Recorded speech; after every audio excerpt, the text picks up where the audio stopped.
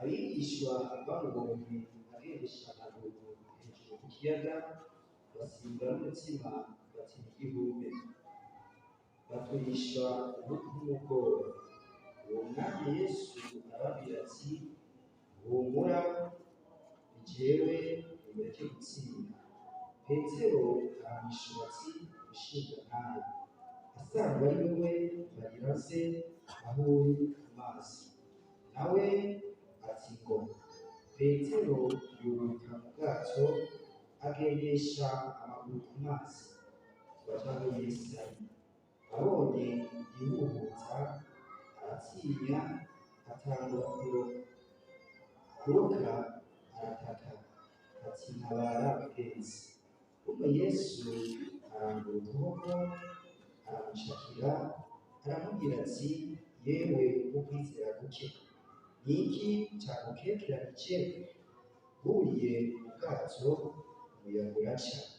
Abari mu bwato baramupfukamira bati ni ukuri uri umwana w'Imana. Amena.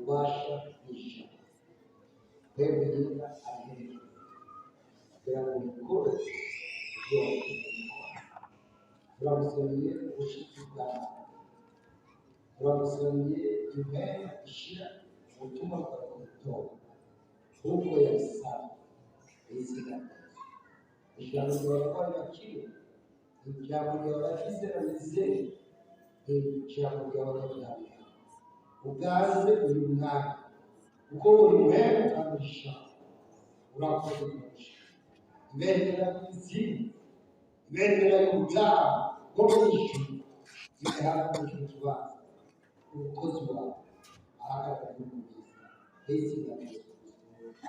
Amashyi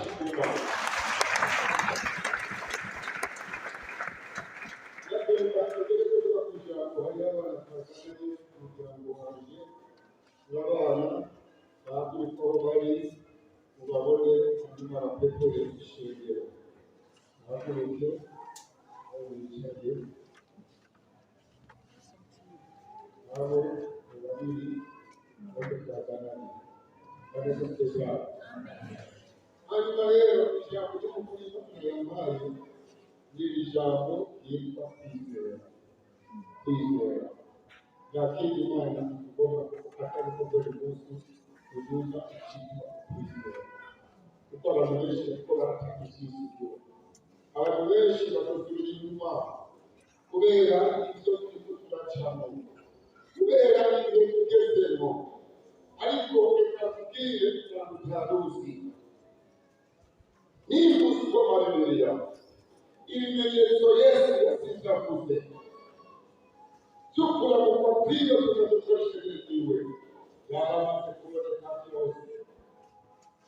Icyo dusigaye kumva ni izamba y'ihene. Yesu nashimwe cyane.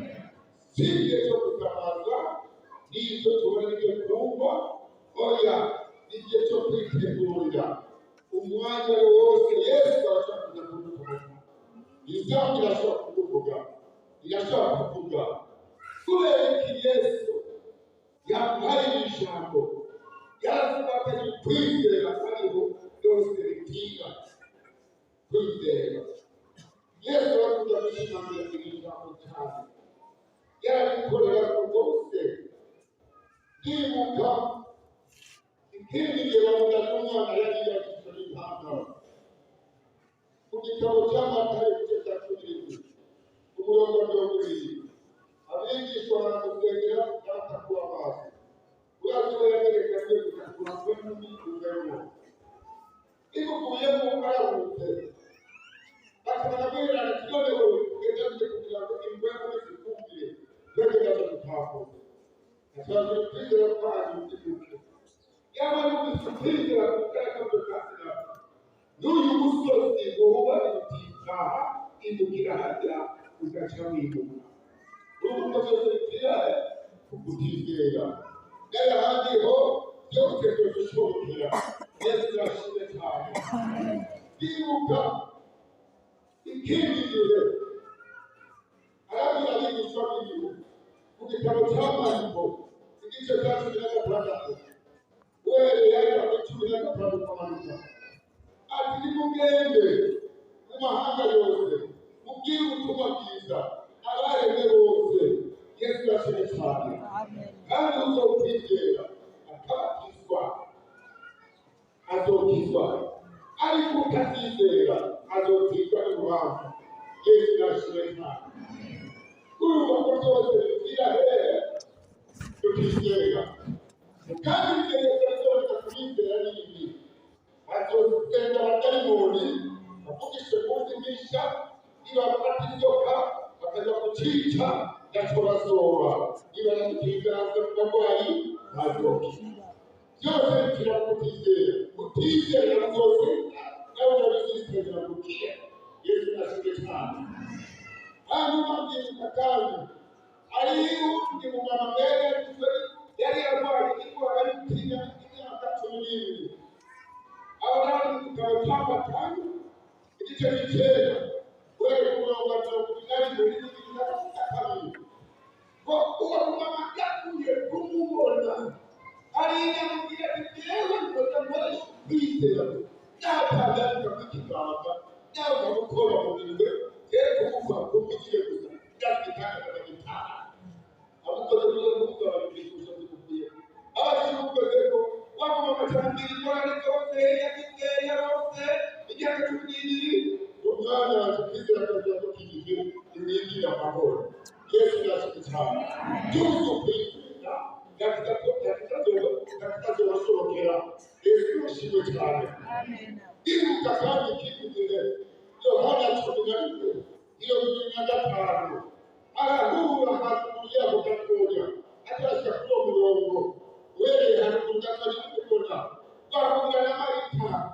wewe wao na Maria na Yesu akamtaka mugezi iyo utakuri hafi usazaje baba yako wewe Yesu tunashukuru atamukia Yesu usazaje azozuka Marita na Yesu Wadati yukazozuka Yokumunsi w'izuka Yokumunsi w'iherezo Hanyuma Yesu kabila Ijewe kuzuka n'ubugingo Uzo yize nazo yarakuye Azo wako Mareka kuzuka Ibuze mukangwe Mbere kujiweho no kubaramisha Kuko nakibage mukabonire Ndabaramisha Ego Ibazo mwagize Uko hariho Mwene data Yari yatuvuyemo utamwana igihe kintu cyakigeze atari kuruhuka Yesu yashimwe cyane y'ababaje rero twese tugira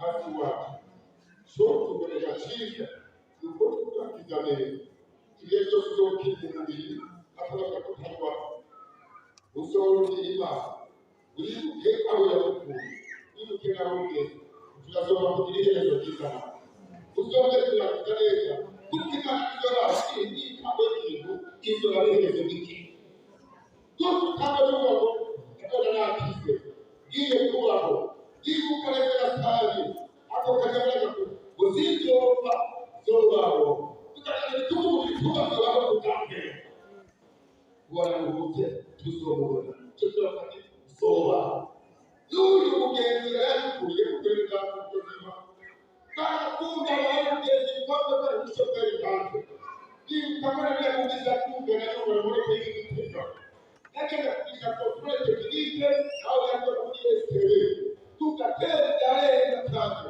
tukoteza kwa pande kwa wewe ulijikiti kujicheza Yesu asante hasa kwa wakati sio wao ukataka sababu kuliko hasa kwa wewe na kuleta hasa wao unapiga uta ukali watasoma utasoma kuona Yesu asante amen haleluya Ayati ingatugende ukakundeleka iyabakala kusimbuye kitendo wakundapa kiyakiye bali kwa kagabo ugenda kugenda yako kikulako arabaze kutana ibisi na kuba akisina kugiye niwizera ndabona kwiza bima Yesu yashaka amen Yesu yakupizera akakupizera uzasoma mtabataye po igice cyakabiri kumuranga w'ibiriti aragamo ukwizera kukamenya program kuri kuba kuvuye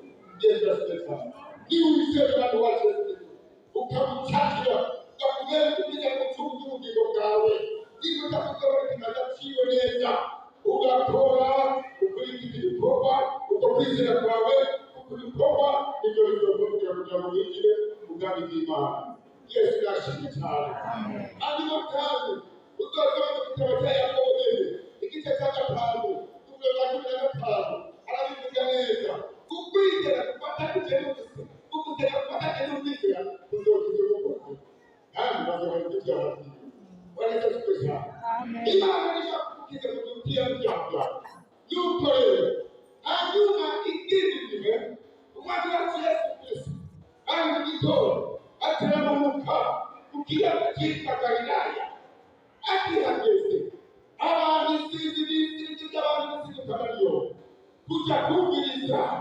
irimuvamo kubereka Yesu ari wasanga abantu bakoranye nuko bamwumva amajambo yo kunezesha bamwumva amajambo yo kubatera imbere bamwumva amajambo y'ibyizigizo atikirenge yasiga amahoro atikirenge yasiga umunezero atikirenge yasiga amateka umunezero ukaza. Yesu ashimwe cyane. Wigera dukora ibikoze ukiri muri iyi si ntiwikajya mu ngendako ntiwikajya kawe oya gerageza nta muntu w'umukristo yigendana nubwira mu bakristo bawe n'abo babambara n'abo babate akubona bakubwira nyabiteretse bari ntuzure n'uwo mugezi w'ikristo kuko umugenzi we muzimya muriro umugenzi akaguseruka ko ari wawe batari kumushyikako irakuba yageza agashyira ku mugongo kandi kwiwaka rero ariko ukabona kubona atamuturukira buri ukaba ufite kureza uburyo bw'abatabona imbere yewe wiriwe amaboko uri iwara urumva neza usize umutima wawe kuko ntabwo gucika amasufwa cyangwa amasufwa ufite imisozi ikuranga ibikorwa bidahise imbere y'abantu kugororwa abagenzi yakira ubwami bwikirwa nakuye inshuro zibiri amezi atandatu agasuye mu byaha gusanga n'isoko kubera ko kuko abagenzi Yesu yashyize cyane doga nyamukira ugeze akatugana kaba mucyaha kubera ko kuko abagenzi niba ushaka kwandika neza aho aravuga muri iki gitabo cy'ariko yibuka igice cya gatandatu kudoga kireka niba ukimba ari nawe utizera ko uzajya ugeze kugorora kugaragaza kwifata kugira hajya mu rwego Yesu yashyize cyane hajya mu rwego uba warakoreye mu rwego abagenzi bawe n'abakandi dushaka kugira umugenzi wo muri Kristo ubwaha maze wasinukana n'iyonga atanga kuba biri kuba byiza arabakiriza wabo kumugororwa abigisha atereka mwami abantu kubaho barareba barashoboye muri komini bari kubakanya kudodo icyoneye icyo nakoze Yesu yarabatabije mu mutwe bakorera ibyo mu mubiri burya aho byapfiriye naho ubutumwa bwiza bwa kera bwapfiriye naho kera ubona ari ubutumwa ashaka kuba bari gukora ibitego barakora bahafite ubwiza bw'ikapitera kuri kuraba mu mutwe bwo kwitwa umukate awe bwo kwicisha abanyamaguru bwo ndakunda abayisilamu umuyisilamu agutoka ariko aramusuka agutoka ariko arakuhirira akakomorera ubareza kugufana witwa Eberi umuhungu wa Jamali gatatu ategera kuri yose imana imubwirire neza kugira ngo aheze adukuzamuye yaragendaga muri bisi akipakira muri bisi igiye ku mugabo cyangwa igiye mu kabari akicara mu bandi mupafashe akagendera hano sokora hano akakareba mu bahaduka haleluya arabyumva kupe bati amen urazi muri bisi ariko benshi batangiye ibice urazi abandi kurwara iyamana wumva akantu cyangwa akajambo rwose akabindura akabona akabona kutumira umuti agasohora ibintu yesu yavuze ko dukundane atari n'urukundo byose bibuza nanjye ngomba kugaragaza urukundo rw'abigakiza n'abadadahawe na Yesu iyo tunavuze yagira umuntu ukuye ariko amafaranga bose bati amen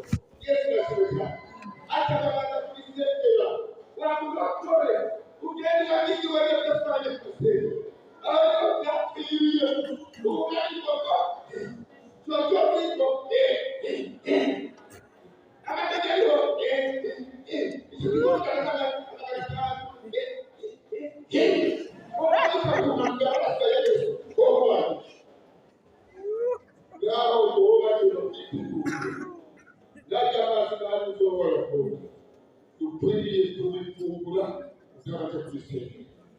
Ababyeyi muri bamwe muba muri kumwe n'abana muri igisumu cyangwa muri na ugacumura amaraso y'ubwenge nari iki bazi ibihumura by'amaraso Yesu tuzi iyo cyane kibazo gutanga imico uzajya kwizera ariyo babitubwira amagambo mabi ariyo babitongera kugira ngo bajye bavuge bahunge ku bwinshi ariyo nibyo babayitirana reka muri bantu taruzi iyo ruzu wayikuze ejo barishasha yajya bakujya kwiziba bikabirato iyo sakoshi iyo kuja ku mubiri wawe bazisengere kubiguma by'amaraso Yesu kuri kenyayo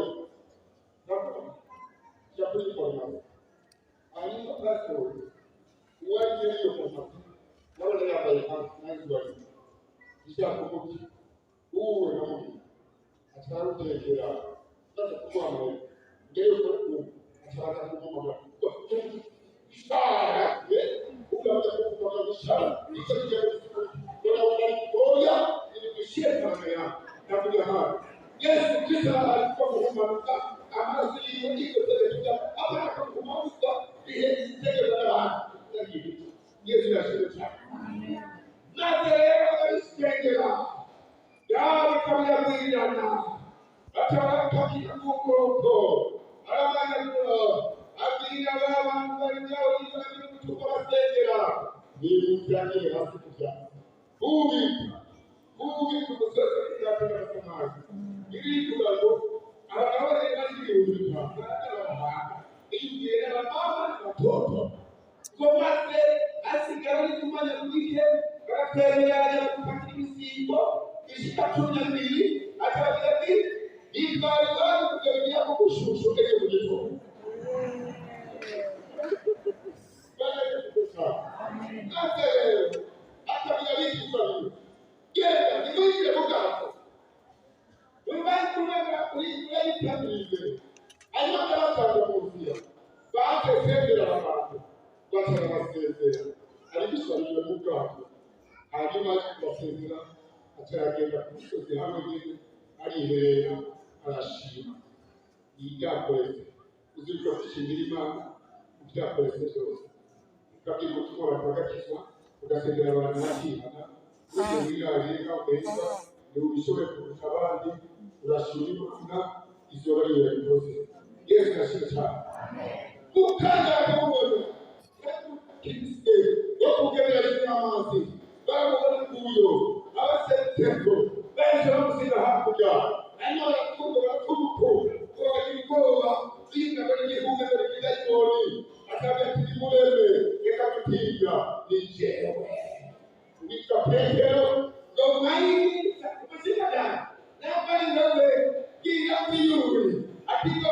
Petero barakishya mu kwizera aratambuka yumva ni powa arasubira yumva ni gudu arasubira yumva ni fresh arasubira yumva ni mabi arasubira yumva ni barayanje kukuza kugira yotanduka atakeka akamasimarisa bawe atararoka kutekereza amazo muri kuye ataraka kama mkoko wiza naba Yesu asikia kwa Mungu na leo ukisema wewe ukisema kutoka hiki kitabu keto ya mishike akamuzukapo ngoma zina watu tumoze tukakula mkuzi kuli vile mwana vibaya hadi wakati ile mwaka wibusi ibadi kupatunge bagenda sipio kiyoshi ukamara kumati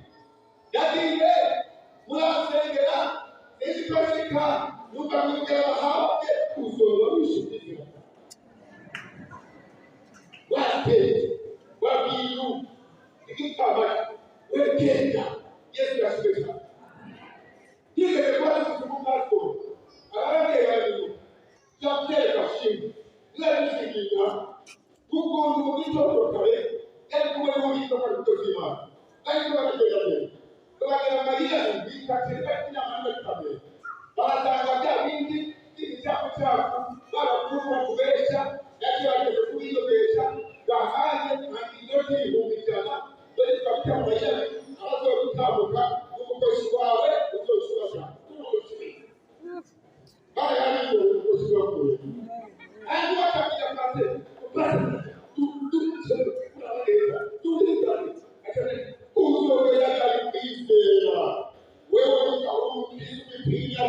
kitu wewe hauwezi hapa na kurasha bila kikao moja kimoja kutayarishwa kutoka ndani ya kwa hiyo musi wewe yataatoa Yesu asifiwe. Amen.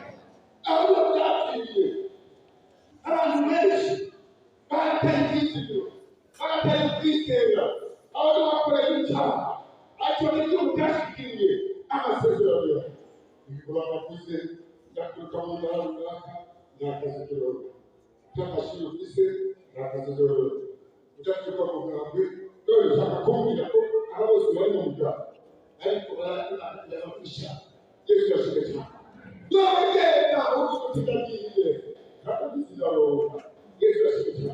Tuzukize eka kwihebura kukimanya bakunda kimbaza abakezi bakuza abakagani ukwize nyabande umunsi wo kurinda yo bakuru w'igihugu hanyuma ari gusohoka kujya Rwanda bari gukurikirana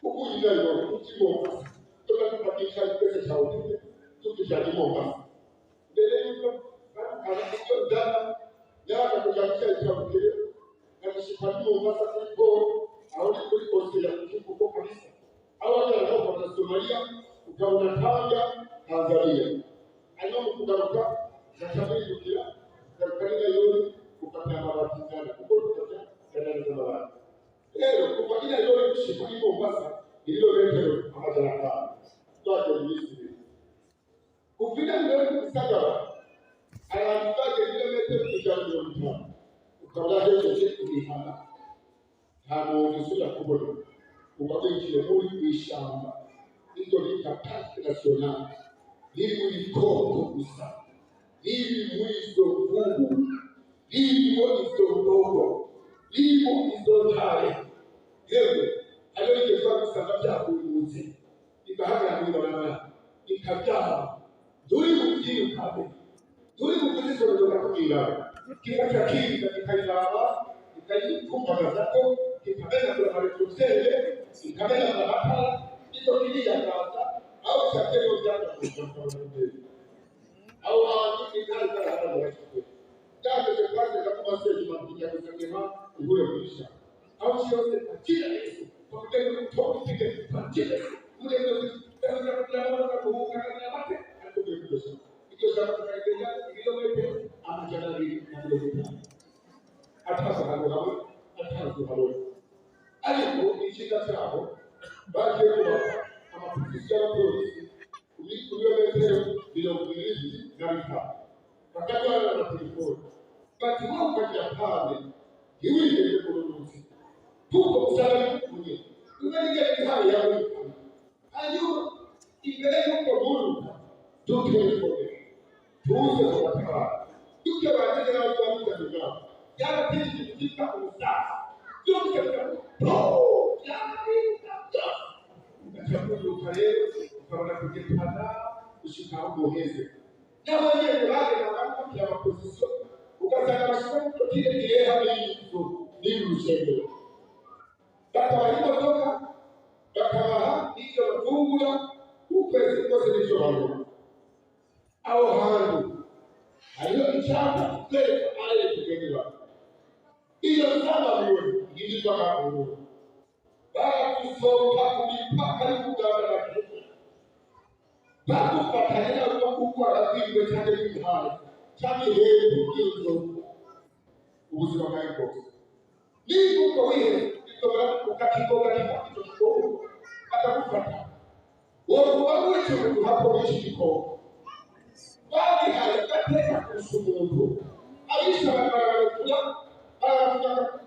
kule ya uzima wako tuwe liki basi kama ni hoja acha mbele hizo ndio kama toa ndesh baada ya kutoa kwa kaliana ndendi baada ya kamera aliyokuwa baada kukula wakajengwa hata kama toa kijikonga ukaenda hiyo ndio ya baada ya yangu hata kama ni shamba kani dereva kuandaje toa kidogo na kukula kukula ndio yako ungeenda kwa mbele yake ndio nyumba moja yako akasema anaanza kwa kuanza kile cha kutoka kwenye akigobaniki hata kwa shamba mimi sasa akiwa mdogo ile bora amuri shamba haruchalo ina ile alama zetu atakuwa kwa shamba wa kuizea moja kasari wanguye kikapi hapa ya tena kuhamu atilio yole kwa kugawa achari mtu mmoja kufikira omboe lishotua akaendelea kuishamba hadi shamba hii kalendo kwa muhimu akitaka kumboe akaendelea ndio kwa hiyo ili kugawisha kwa yake sana haikuwa au ndogo ikoko ni kaigesha istani kale hizo mtobe hapi hii mali buke hiyo hata endelea ni kwa wata ndani ya haije kwa ikoko wewe hapo yake hapo kwa mali kwa anasema nayo itamutunge hivyo kana ndani kulia ngombe kuitasu ayakati sita mshikiko toka ikaranicha itamutunge atamutunge mabuzi atamutunge yake kuishaba ayakumani yake ndio kutia hiyo ya chombo yenye mudayama yake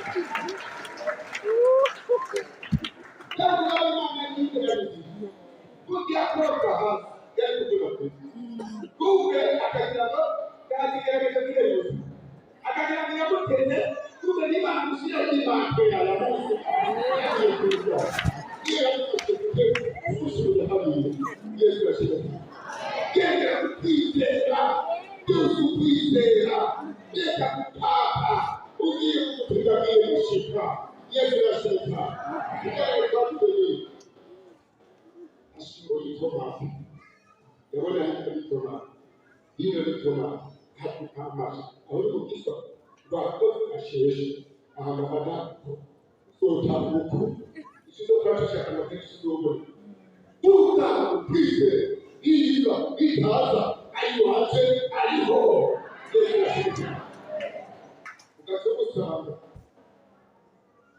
ariko uyarinde yego kama sakisi ya gati yuze ani hamwe no kwikuze siko zangu ndio sana watu kibereka ndio kwanza sasa tuwe ndio ya hapo makuye atulisha miti ya kwa pawe kama Yesu yashimye amen atula uti Yesu kuongoka leo ndio ndio kwa sababu kuongezeka mwaka yale polisi hata wewe swali wewe na wewe toki hivi wakati ikifanya Yesu kusofana na ikupa Yesu asifiwe kuhusu magari ya dawa mama ndio kusomesha tutakapokuja kukenea masimu au hivyo mfano kati kasekretari kile ni ndio mtaa ulilikisi kujicheza kugerageza kuchana kuongea zika ama sio ugari umuntu ama sio ugari kama sio umuntu kile sisi wabali ndio bati au hia kuja bakita kujifungu hata kujulia kujalize mama kumuvye hapo kisha kukabulira na anataka kuheba sio nisombe kugende kukabula afadhali sio nisombe na sekula hana mambo tayari kukutana umuntu urugero hari kibaye kiri kukaza cyo kurikoza twari kwazikogere byakureka gukora ikibono inakiri ntabwo gukora amataka ku kwezi yafise agaciro hanyuma byari ko utunga umuryango kuko n'ishyaka rikura muri bose kandi sure bize abakugira bayi icyana nabye abayobozi b'akagera bamba ubose ubugozi wawe n'ubutomahe afika biyoba kushaka aya kazo utobira ngo bose atakutari kuvuga tena kuliko kushimanga paso abakozi ndio wale ndio kuvuga ndio hapo Yesu mambo ni kutokawe ndio hili ndio kutokawe amen bosi ndiko hadithi ndio hapa kuliona bosi kwa kufanya pia ndio utaanza ndio waanze sabesera isakakiza alikubosi sio Yesu akija ndio bosi tambe tuko tutuzi utakosa tukoomba Yesu ashike sana kama ndio ndio Yesu akafanya mambo kama naona tujaribu hata jambo inaendelea Yesu sio shida Yesu asifiwe amen kama ndio anaondoka hawajataka kujibu ndoka kama ndio washauri ndio ndio Tanzania ikitaka kila hali haya unaanza kuishi kama ndio sisi kama ndio desakati hili dalili cha kujawapise ndio hili ndio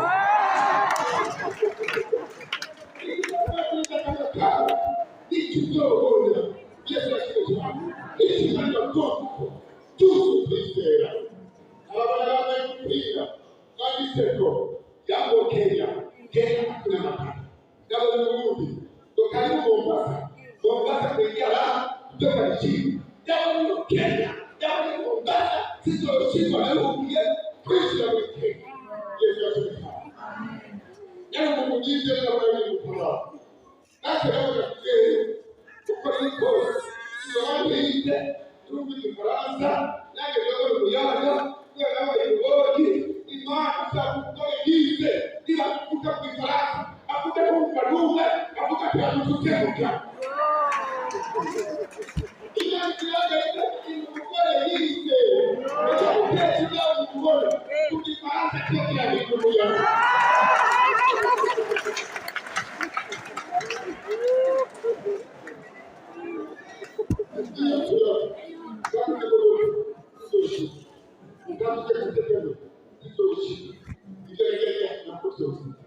mbinguni.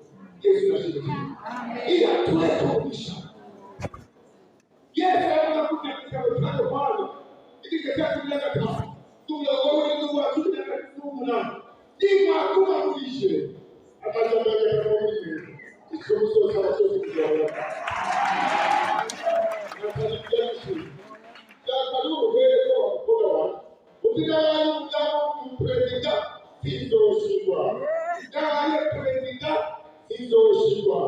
Umwana wanjye natakaje bora tukorode alishirirawe Yesu ashimishane niyatuye ko hanyuma tusume na tuwe makazi hii moja bokoke tuli tumeomba tuko kujirirani ubigeke izalale kwa hapa pia itereje kutumia izalale hizo nataka kujibu haya hapa hata muri cyane cyo kwambara abantu Tunaje sasa? Tunaja kwenye Mulai, Mwakuba, Ima, tekele ya tekele sitoshi. Ndio ndio tekele ya sio viba. Zile. Hizo ndio yaki katara kwa ndio kwa.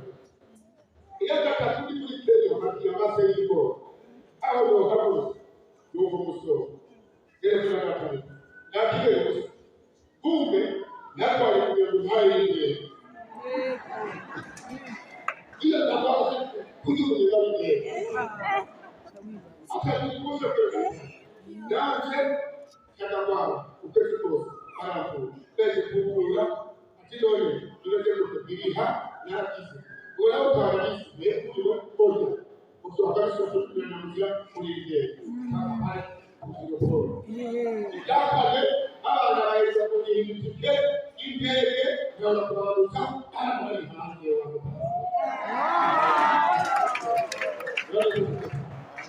ya kutukisha usaona Yesu asifiwe. Kwa kisha kusosta cha tutolani huko. Haya ndio tusubize. Tutamudi subize. Ndio rasuli kwa ifanye basi kwa kuacha. Au cha kujena. Alama kwa Mungu kwa chungura. Kwa ya kukumbuka na kile. Mungu ungezia kusangilizo. Araza kuongea pesa. Wewe mwana Yesu kichwa kifu kwa. Kila kwa safi, utapole kwa nyuma, utapole sina. Kila gari kile kugawa ndio hapo na wewe kichwa kifu na kake. Ile tashao, kama ilikuwa kuweza kucheki hii kuuza. Wewe tunarudi sasa uchungu. Japo ya unaacho, bora unyanga na utakigereka.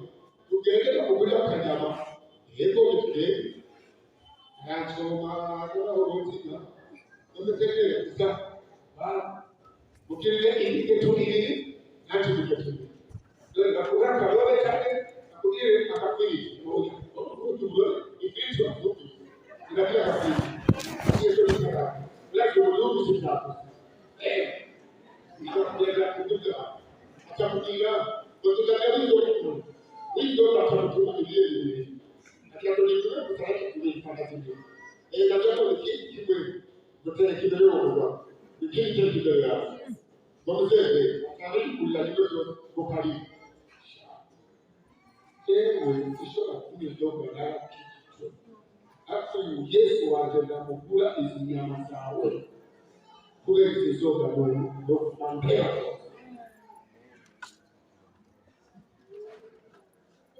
Umindani chungu kaka kutoka kwa mjengo.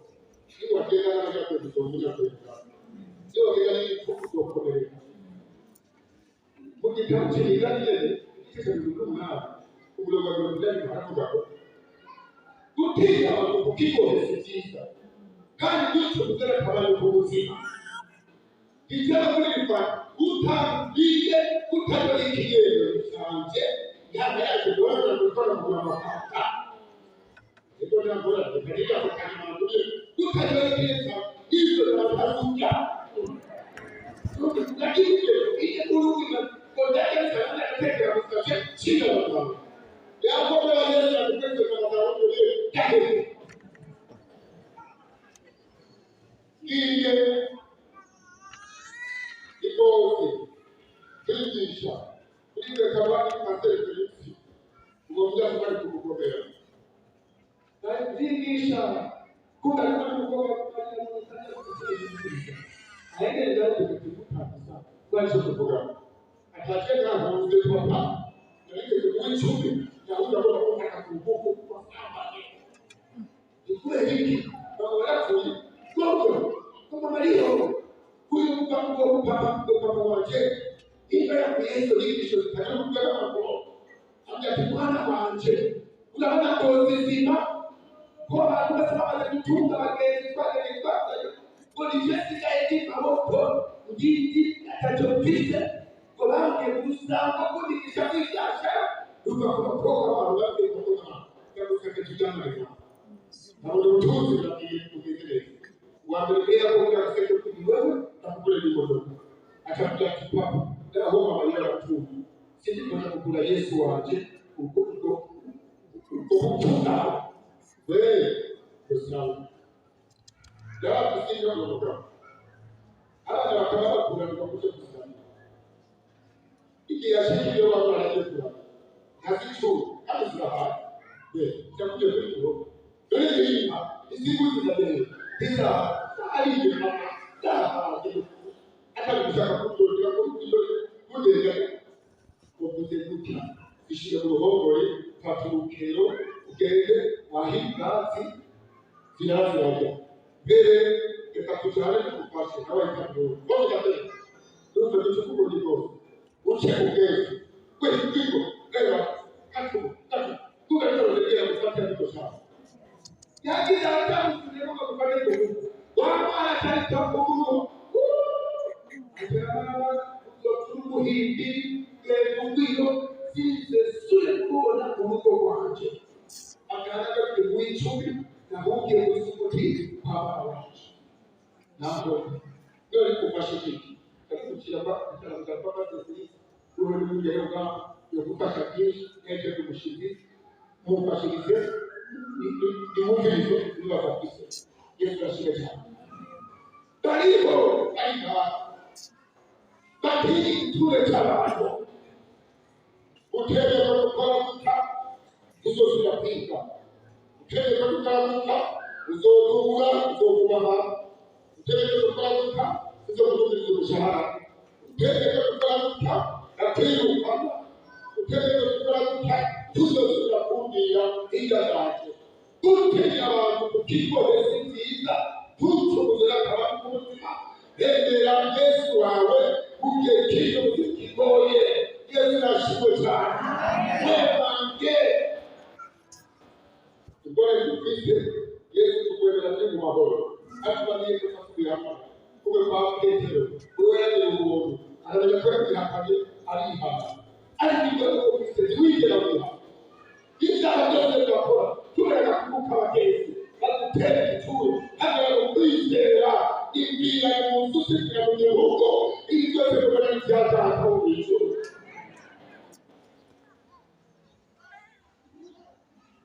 Kwa hiyo mwana mkuu kwa kutize kwa kulala kutize. Leo ndio ya Mungu. Hata kisi leo mwili kwa ndio. Yeye ndio mwana wa kama msikilizaji ndio ndio sana Yesu asifiwe. Emanga ende ugende kusura kwa Yesu awe mwana banane naye mpaka afanye mbinguni. Tusikize. Iwe Kristo ugende shule au shikose. Ulitunga ukamjia wana kishule utaona hapo hali ya watu utachukua tatu uliogaa unasamika ukaikorera ulikutizera umudiyizera nawe utakigira cyo cyiza umudiyizera natashikana kido kijana yawe yachisu umutwe atari bobo yoyika wewe kujibu kende imana ya yake yale yake ndio faida yake kujibu ahora madera bitayeho bita muri komezi kuko bwegera amaso yo kuyongeza uburere ubushomeri bwatuma abagore bakorerwa ubwiza bwega yarageze ku byaro bitatu umuhungu wa mbere kuba yiwe yarigeze kwa gatanu yanyuze muri peteroli mbere y'abantu ese mugera kwa y'amaso kandi yakuja biranga yaraze bose bapfa bwose umuri bugi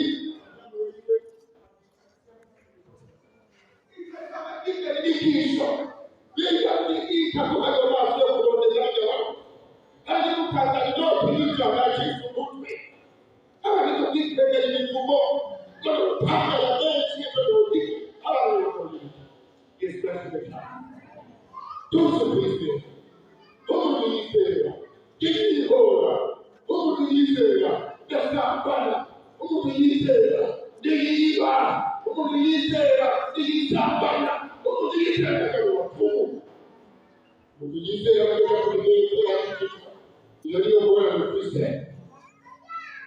erega kuryuma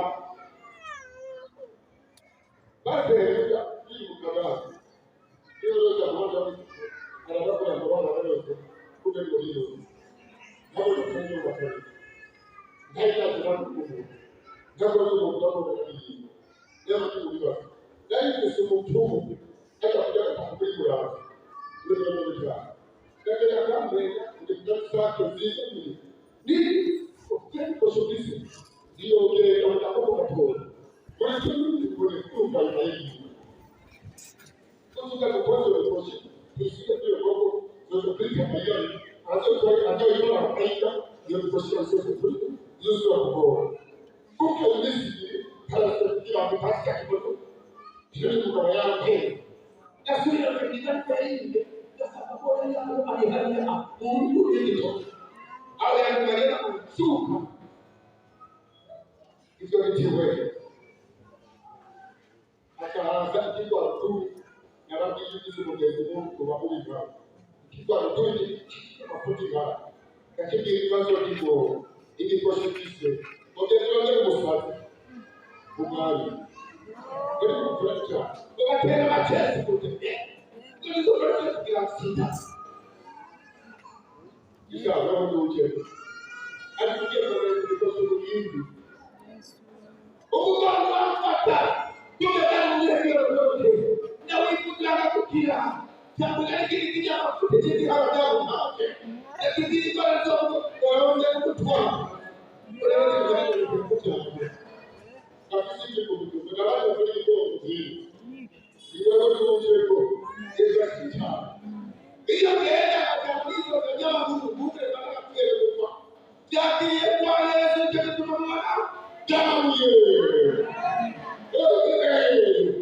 yeye tukukomera kusalama mwingine ila kutafunika ya kiita nipala natoa kataruhusu kataruhusu kwa nini tukisema amen kazi ni wewe na sikia ukishauri ndio tukitaka kujiukutu tutakuwa aliyoyeye ila kama yeye tunataka upate yale mtoto ndio bali kwa tuje tuje kuzungumza milionere Yesu asiye sabe kama Yesu kama kuisha hapo hivi ndio kushia msukuteko ndio kutoka na kuisha na mimi kukuja bila kula ya Yesu ndio wakati kubatiza wakati kukize Yesu ataondoka kwa na ndio hapo tukija kwa watu ukayomusi na kuone na kueleza na watu wa Kristo sababu ya kose uyumusi yake kujuru kueleza lema Yesu atamkana Yesu ashitana tuiko na kuhanga sio ishu hazubize ila kama kuizera yuta kudai leo ayakuye hiyo ila kuizera utakuwa mtenda kwa Kristo wewe useme wewe wangu kwa kusebuto wewe nyawani wakukia abudukizo kwa kupata kutoka Yesu asifiwe hata tukose umugabo wa David tunakwenda kufanya kupigia kuzuru tunaoga milioni tunataka karibu aje kwa generale iwa bandu yo haina kuye kujiza mnani kilo au nani nani nenda nalo kule ukakutenda kwa maana ndio hivi bodi kile kisupu cha hare hadithi ili tutoke hapo hapo ili ndio tutakuwa kwa hapo uko tugenda kwa kii bora mtie pala hapo chana kwa ni kukuko kwa baba leo ndio ndio kika sio ndio leo tunachukua tupate hicho kitu cha hapa kwa kuja mkono wako ndio wala kaja kwa wao ikaweje kukia kujipata kwa sababu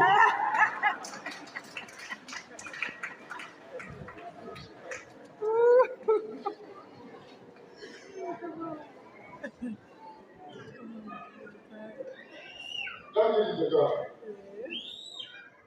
ndio Yohana hapo na wataki kama wale kuja yasi ni wale wataki kujiji kwa hiyo kujali Yesu natuka ukatia kuja kwa kile pale ndio wataki na Yesu mara nyingi hapa ndio kwa sababu ndio kanisa tusikie wisi watu wa bali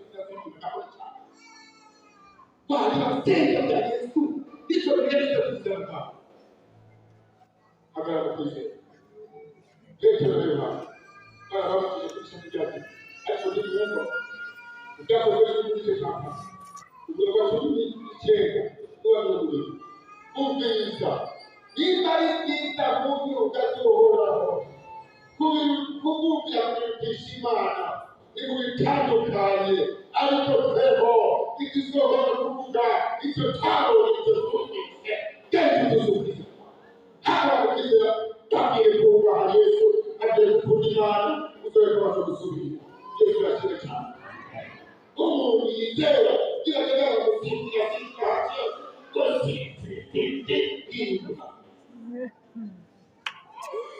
nitawasema leo ile jambo tatu kile kama tunatumikia nishaka na kidraki ile mtidego kwa kwanza kuna lijama na yaje ikishikana kwa kusahau ndio katika ndio nishaka na kidraki na mtidego baada kupizea ndio utia katika kwa chama chote na chama kishura kwa hicho kuimana kusade ila sio kwa mtatanwe kanisa kwa pawe alipiga maana mtuzoiseka hapo yoro chafu ndio ndio kwa sababu kwa kajani mtana ndio tunasema kuwe kutike kuwe kutatizo yale mtana yale yakapita tukitaka pesa wale ikitetambe tunataka tunataka aliokeje kwa yara tuwe yeye na tuwe avera ongezeka hizo tuko kanisa kwa unaweza kupona kidogo ndio tunaweza kurudi siku za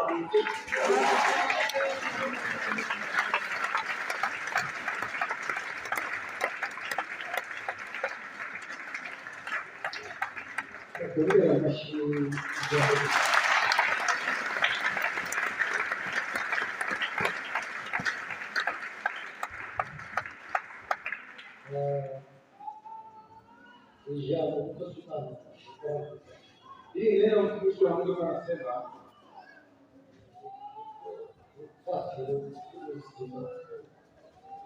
kumwana wema ndio msingi ya maisha kuwa mwana wa Mungu akakumtumikia Mungu kwizera ibyo byizigiro bizomomeze zawe naho wakulimuhiwe kukikije itegeko imani ndiyo matumaini kama uko katika mambo ambayo yanakutatiza na kuletea hofu kwizera ndio kuza ndio kurya nawe hali sasa imani ndio inaleta chakula hapo bila njaa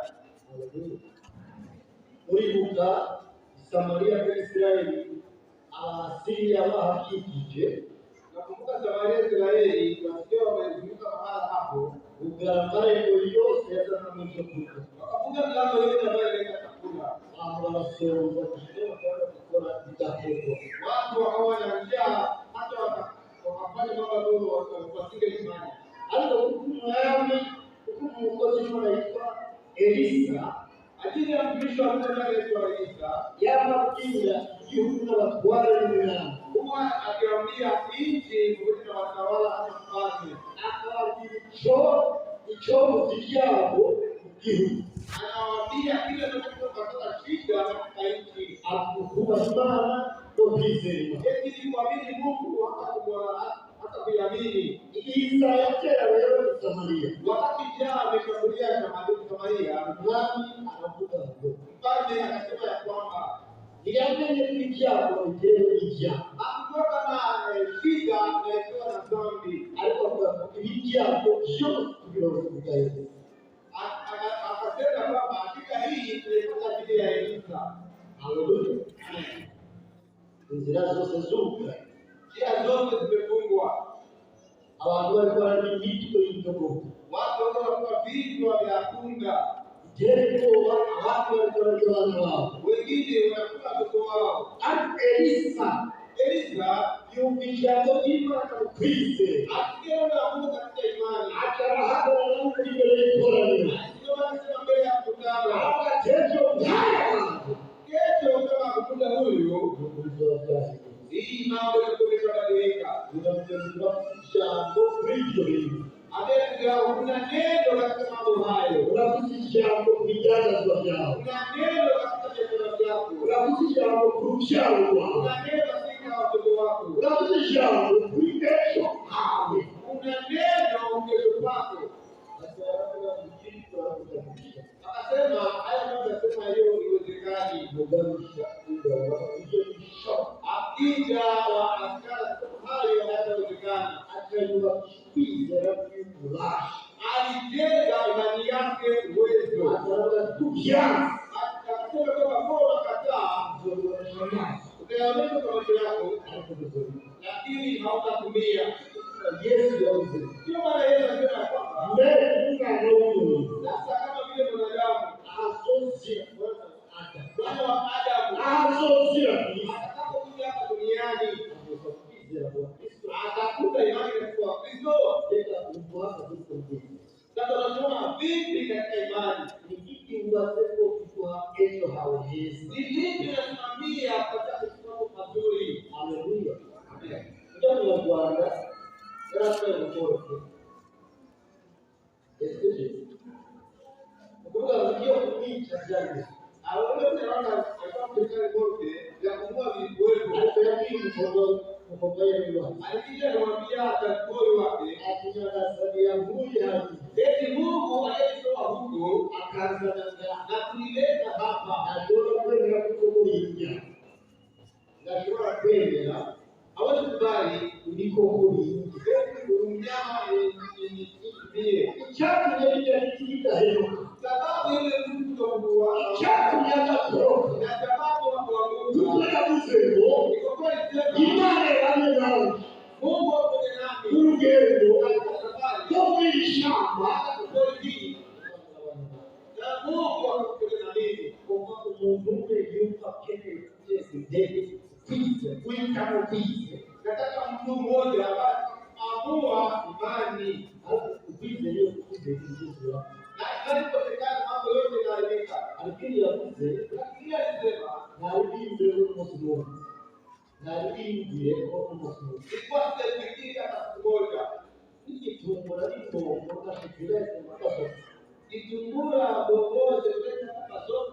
Ututumbure kutusaka. Vitu vidogo kwa kawaida. Atununua hivi ndio bila kosa. Wanakuwa maneno mbele kwa Mungu. Bila kwa Mungu hiyo ya tuleko hicho ili mtakaso hapo kwa kunyuka ndio vitafiki. Tutaita mtu mmoja ambaye ndio ajeleka katika imani. nashimye.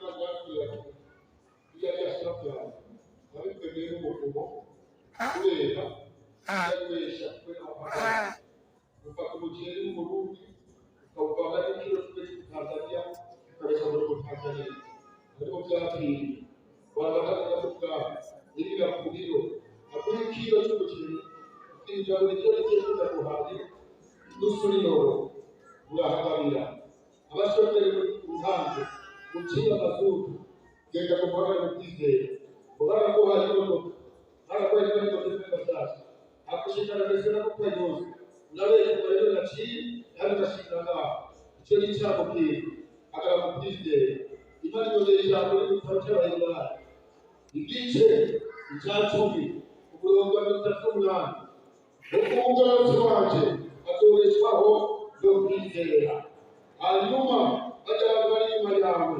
batumisuye inyuma ugakora icyaha ijambo nawe uhawe n'iri ariko ryakugenda kitama mu gitabo cy'amatara igice cya 10 umurongo wa 32 niwagana uzonyatumira imbere y'abantu yaje azobatumira imbere yatakomije bari kuzonyihakana niko nani bazonyihakana imbere y'abakomije imana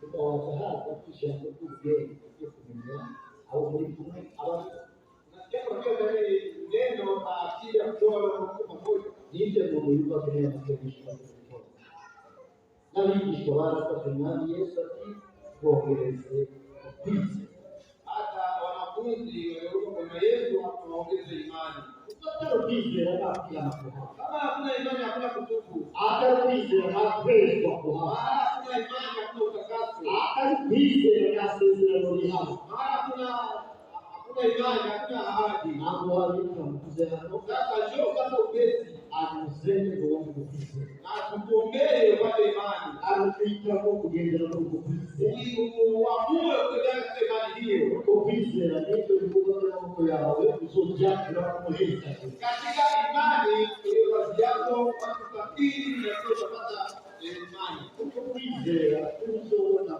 bure jambo bashiteko nao umenye kutenda kushika katika imani hiyo tunaona zilizofika mbali kama watu waliofika mbali ukonufu hiyo ni kweli na itangaza inyegezo ni hapo muujiza unapitwa Shadraka na Meshaki na Abednego Shadraka Meshaki na Abednego alibrehimani akomeye wakiwa mbele ya mfalme wa ajabu umuruhita kubarindiriye moto ulambao ulikuwa mbele yake ikibazo cy'umwami akijibu sura ya mfalme kama ninde wakiza muriro akasema je ni nani ataokoa katika moto huu na maboko ya hata kwa mkono wangu je kugabia kufiki yale alisema hiyo alisema kweli hamungu yakushobora kubakiza muriro no kumaboko yiwe hakuna mtu hata mmoja angeokoa katika moto hata kwa mkono wake iona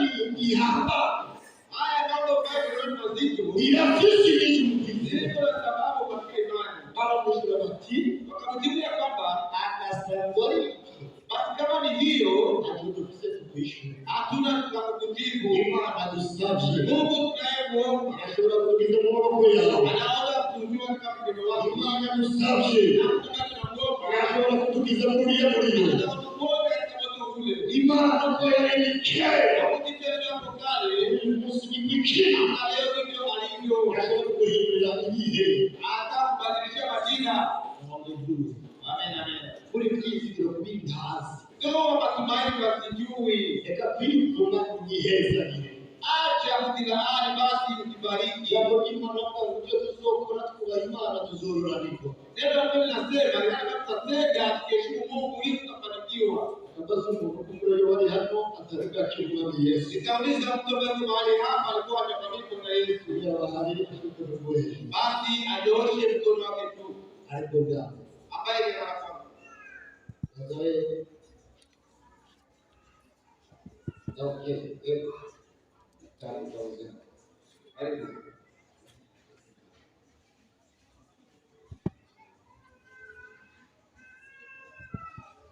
kubariki kuhifadhi mali. Kama kuna kitu cha kumheshimu Mungu na watu wawili, ni watu wawili yihaji akamwambia Satani akakimba kumtima ubwami. Mtu ambaye anatubu katika ufalme wa Ibilisi na anakuja katika ufalme wa Bwana, hiyo avuye haingilio. Mahali anatoka huko kunakuwa kulia na kusaga meno. Alikiagie aliporu hakuna zero. Mahali anaelekea basi huko tumeshangwe na furaha. Wakati pili siku ngavunze ni mtu anazaliwa unavile mwana. Ni mtu anakufa katika Bwana. Haleluya.